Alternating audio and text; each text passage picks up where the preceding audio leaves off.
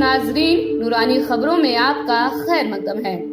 ناظرین، اللہ تعالیٰ کی عبادت گاہ دنیا کے ہر کونے میں آباد ہے، چاہے پہاڑوں کی اونچی چوٹی پر ہو یا جنگل کی ویرانیوں میں۔ یقیناً اسلام سے خوبصورت کوئی مذہب نہیں۔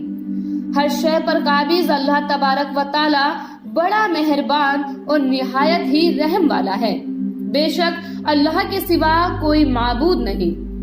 ناظرین، آپ نے دنیا کی بڑی بڑی مسجدیں دیکھی ہوں گی، لیکن آج ہم آپ کو ایک ایسی مسجد کے بارے میں بتائیں گے جو آج سے پہلے نہ تو آپ نے دیکھی ہوگی اور نہ ہی سنی ہوگی۔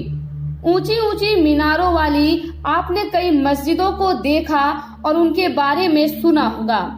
آپ دنیا کی سب سے خوبصورت مسجد نبوی کی خوبصورتی سے بھی واقف ہوں گے۔ بھارت دیش کی سب سے بڑی مسجد جامع مسجد سے بھی یقیناً آپ واقف ہوں گے۔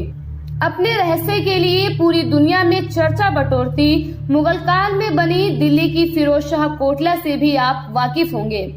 مسجد وہ خدا کا گھر ہے جہاں انسان کے ساتھ ساتھ جنات بھی نماز کی ادائیگی کرتے ہیں، جہاں ہر جمعے کو جمعے کی نماز کی ادائیگی ہوتی ہے۔ لوگوں کا دعویٰ ہے کہ یہاں نماز پڑھنے جناتوں کا قافلہ آتا ہے۔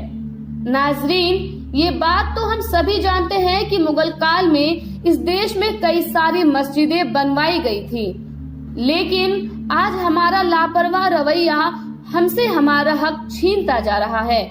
اس لیے آج کئی ساری مسجدیں ویران ہیں اور سرکار بھی اس میں نماز کی اجازت نہیں دیتی۔ جہاں کبھی 5 وقت اذان کی آواز گونجتی تھی، وہ مسجدیں آج سنسان پڑی ہیں۔ اس میں دوش کسی دوسرے مذاہب کا نہیں بلکہ ہمارے کمزور ہوتے ایمان کا ہے، جس اور آج ہم توجہ نہیں دے رہے۔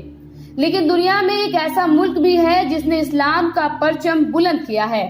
اس کی تازہ معلومات ہاگیا صوفیہ مسجد کے طور پر ہے، جہاں کی سرکار نے کافی مشقت کے بعد کافی سالوں بعد ہاگیا صوفیہ مسجد کو ایک بار پھر آباد کرایا اور وہاں پر سینکڑوں سال بعد اذان کی صدا سنائی دی، جسے سن کر ہر مسلمان کو فخر ہوا۔ ناظرین، آج ہم آپ کو جنگل کی ان ویرانیوں کی اور لے جائیں گے جہاں خدا کی رحمت برستی ہے۔ بیابان جنگل کی یہ تصویر مہاراشٹر کے راجیہ دولت آباد سے 2 کلومیٹر دور کی ہے۔ اس ویران جنگل میں ایک کنواں ہے۔ یہ کنواں کسی عام کنویں کی طرح ہی دکھائی دیتا ہے، لیکن اس کنویں تک پہنچنے کے بعد جب ہم ٹھیک اس کے سامنے کی اور چلتے ہیں تو ہمیں گہری باوڑی دکھائی دیتی ہے۔ یہ باوڑی دوسری ہر باوڑی سے الگ ہے۔ اس کی نقاشی اسے اوروں سے جدا بناتی ہے۔ ناظرین، اسی کنویں اور باوڑی کے بیچ ایک راستہ زمین کے اندر کی اور جاتا ہے، جو دکھنے میں کسی رہسیمئی گفا کی طرح دکھائی دیتی ہے۔ تہہ خانے کے اندر جانے پہ جو نظارہ دکھائی دیتا ہے، اسے دیکھ کر یقیناً آپ کا ایمان تازہ ہو جائے گا۔ جب ہم اس تہہ خانے کے اندر پہنچے تو یہاں ہمیں بے حد شاندار مسجد دیکھنے کو ملی۔ یہ مسجد دکھنے میں جتنی پرانی دکھائی دیتی ہے، اسے دیکھ کر یقیناً آپ بھی یہی کہیں گے کہ یہ مسجد ایک کھنڈر میں تبدیل ہو چکی ہوگی۔ لیکن جیسے جیسے ہم اس تہہ خانے کی اندر کی اور بڑھتے گئے، ہمارے خیالات پوری طرح سے بدلتے رہے۔ یہاں پہنچ کر ہمیں جو سکون ملا وہ دنیا کے کسی کونے میں نہیں ملا۔ یہاں کی ہر دیوار خدا سے محبت کی گواہی دے رہی تھی۔ دولت آباد کے جنگلوں کے بیچوں بیچ گفا میں بنی اس مسجد میں پڑھنے کے لیے قرآن اور عبادت کے لیے جے نماز پہلے ہی رکھا ہوا تھا، جس سے یہ یقین ہو گیا کہ یہاں نماز کی ادائیگی آج بھی کی جاتی ہے۔ زمین پر بچھا یہ جے نماز اور رحل پر رکھے قرآن نے اس جنگل کی ویرانیوں کو ایک طرف اور خدا کی خدائی کو ایک طرف کر دیا۔ جب نظر ان مقدس چیزوں پر پڑی تو یقیناً ہمیں بھی دنیا کی چمک سے زیادہ سکون ان ویرانیوں میں ملی۔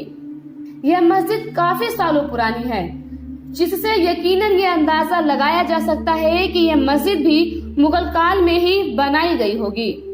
تہہ خانے کے نیچے بنے اس مسجد میں آج بھی کوئی اللہ کا نیک بندہ آ کر نماز کی ادائیگی کرتا ہے اور قرآن شریف پڑھ کر اس سونے جگہ کو نورانی چمک عطا کر کے چلا جاتا ہے۔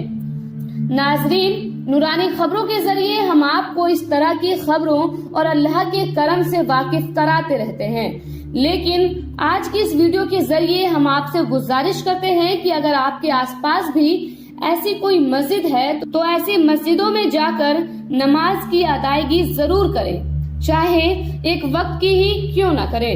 اللہ تبارک و تعالی ہم سبھی کو ہر مسجد کو آباد کرنے کی توفیق عطا فرمائے۔ اللہ تبارک و تعالی ہمیں اور آپ کو 5 وقت کی نماز پڑھنے کی توفیق عطا فرمائے۔ اللہ تبارک و تعالی اللہ کے پیارے نبی کریم حضرت محمد صلی اللہ تعالی علیہ وسلم کی سنتوں پر چلنے کی توفیق عطا فرمائے۔ آمین۔ خدا حافظ۔